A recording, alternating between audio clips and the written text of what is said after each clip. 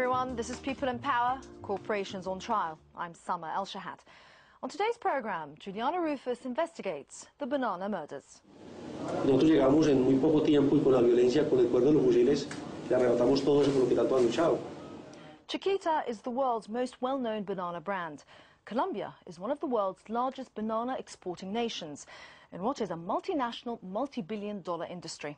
So, with so much money at stake, it's perhaps no surprise that Chiquita became embroiled in the crossfire from Colombia's bloody civil war.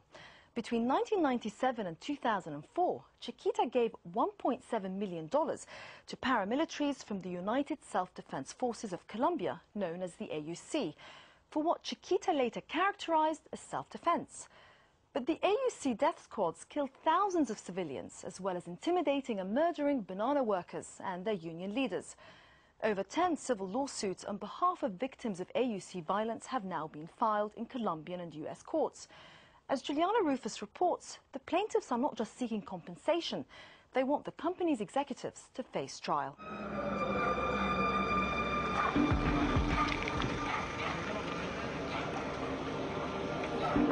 Colombia, 2009.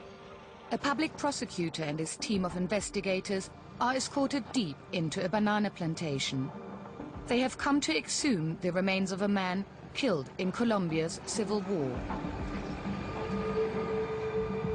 Here in Urabá, South America's bloodiest conflict has taken its heaviest toll. Between 1997 and 2004, at least 21,000 people died, and the banana plantations became a battleground. As part of the national peace and justice process, the public prosecutor is now investigating killings and disappearances. In the Urabá region alone, he is overseeing up to 10 exhumations a week. The wife of the dead man is present, accompanied by friends and a state psychologist. A forensic anthropologist is in charge of the digging. Is there anything that you can tell so far? Puede haber pasado dos cosas. Lo trajeron vivo y lo asesinaron. Y pues descortizaron el cuerpo, o bien ya lo traen descortizado. The killers had cut the body into pieces. Escápula derecha presente, fragmentada. As hundreds of graves are being opened, the truth of what happened during Colombia's dirty war is coming to light. And some of the killers are starting to talk. En el año 95 yo acá he confesado 70 muertes de sindicalistas en el solo año 95. Una de mis misiones era obligar a esa gente a que trabajara, prohibirle hacer paros en contra de los patronos, y yo creo que no había tantos muertos de parte de este sector, ya que uno lo hubiera normalizado la economía del sector bananero. This is a quest for truth and justice, a quest not only to bring the killers to trial, but also those who paid them to do their deadly work. Hello, amigo. I'm Chiquita Banana, and I've come to say bananas have to ripen in a certain way, and when they're flecked with brown and have a golden hue, bananas taste the best and are the best for you. You can put them The investigation into who paid Colombia's paramilitary death squads focuses on the world's best-known banana company, Chiquita Brands International, a fruit trading giant with annual revenues of around $4.5 billion US.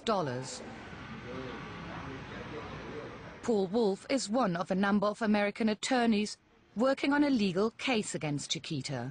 Our law allows for a type of criminal, type of liability called aiding and abetting. And that means you have assisted, substantially assisted the perpetrator of the crime. Wolf alleges that money provided by Chiquita to the paramilitaries means that the company was knowingly engaged in an ongoing campaign of terror. The victims of paramilitary violence are Wolf's clients. With this lawsuit, he is trying to get maximum compensation from Chiquita on their behalf. And I've come to say bananas have to ripen in a certain Chiquita way. has been growing bananas in Urabá for nearly a century. Bananas taste the best. At the end of the 1980s, the company's operations were heavily affected by an escalating conflict between two competing left-wing guerrilla groups, in particular the actions of the Revolutionary Armed Forces of Colombia, or FARC. Businesses, security forces and local politicians felt the region was drifting out of control. In need of a powerful armed force of their own, they started backing right-wing paramilitary groups. By the mid-1990s, these militias banded together as the United Self-Defense Forces of Colombia, or AUC. Well armed and well funded, the AUC vowed to bring the region under their control.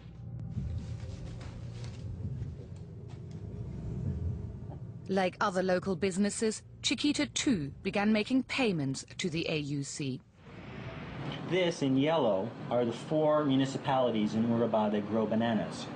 And we're right here in Apartado. You're in Apartado. Now, the AUC had a unit here called the Banana Block, Bloque Bananero. Most of my cases are from there. Paul Wolf has collected 10,000 potential plaintiffs. Since Chiquita is an American company, the case is heard in a U.S. court. I think the case is a good case. I trust the U.S. legal system. I'm not sure that I would trust the Colombian legal system. Colombia is maybe unique in the world for horror stories that you'll hear. I have a client who was murdered with a chainsaw. I have maybe 50 people who were killed with machetes or pickaxes. Promising that we would hide their identities, we interview some of Wolf's clients. Mataron a mi esposo, papá de mis 2 niños. Él tenía una parcela, se fue a trabajar. Ese día que venía en la tarde. Y espere, y de ver que nada, que él aparecía. Yo me desesperé y en eso un amigo de él iba para allá que tenía un carro propio. Y él fue que lo encontró. O sea, él lo mataron como a las 4 de la tarde. Él amaneció tirado allá en la carretera. Me puse las botas y me metí en monte a trabajar, porque eso era lo único que tenía para sobrevivir con mis 2 hijos. Cuando a él lo mataron no había guerrilla para allá.